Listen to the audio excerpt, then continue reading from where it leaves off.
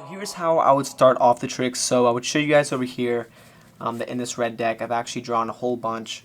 It's kind of like a little flipgram, so you can go through and you can see exactly what's going on. So a little guy is going to go through his hat and he's going to pick a random card, right? So we don't know what that card is yet, so what I'd have you do is go ahead and think of any card you wanted to, kind of like an invisible deck trick. So let's say you were thinking of the card, but since you're not here, I'm going to go ahead and simulate that just by picking out a random card from this deck over here.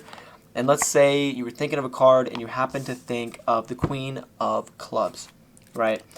So literally out of any single card in the deck, you happen to be thinking of this card right here, which is the Queen of Clubs. So this is what's going to happen. So let's say we take your Queen, all right, your Queen of Clubs. And like I said before, you could have picked any card in the deck, and we've already shown you that our friend here has already gone through his hat. And look, I'll show you guys really quick as I go through and riffle through the deck. You can see every one of his little motions. He's going to go ahead and pick that Queen of Clubs. So this is the trick, and if you guys wanted, do not forget to stick around for the tutorial. Alright, so I'm just going to go really quick and kind of like break down this deck. So this is the card trick that I believe, I saw this on Britain's Got Talent, I think it was like a couple years ago. It's honestly really, really old, but I happened to find this deck, and I forgot I completely had it, and it's actually super cool. So essentially, you can look it up, and I'll probably leave a link in the description box where you can find it. It's just like a little cartoon deck, and essentially each one of the faces, it truly is a little flip book. So it truly is just one of these things on the bottom.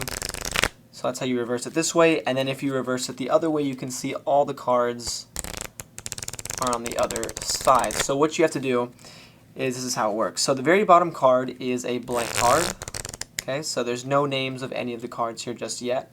So you can go through, riffle it, no one's going to see anything until you actually get to the trick. So at this point, let's say the spectator is going to pick any card. So the only reason I use the deck is because I just want to let you guys know that I was using a random card.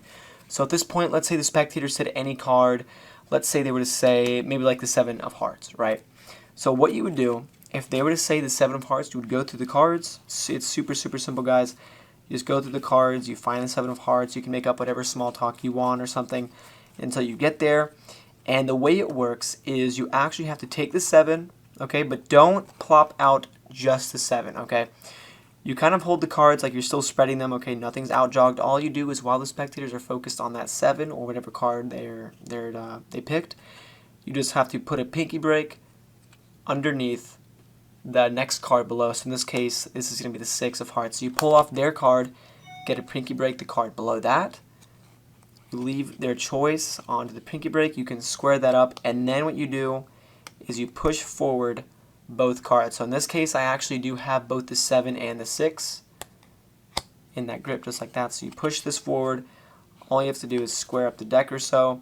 And then again, what you have to do is swivel the cards, because remember, look, on these are the edges, or these are the sides that the cards are actually on. So this is where, at the end of the trick, the spectators are going to see that. So you actually have to pivot these cards out of the deck, and you can put them back on top of the deck just like that, and then you can release the pinky break, and this is going to be your setup, right?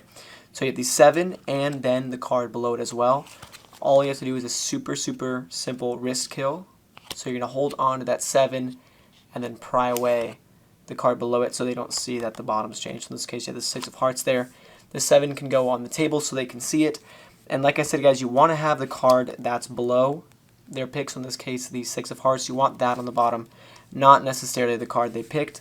And now all you have to do, because you've switched the cards, when you swivel them out of the deck, the trick is actually set up and ready to go just like that. And the last card will be the card they selected. So in this case, the 7 of Hearts. So it's super simple.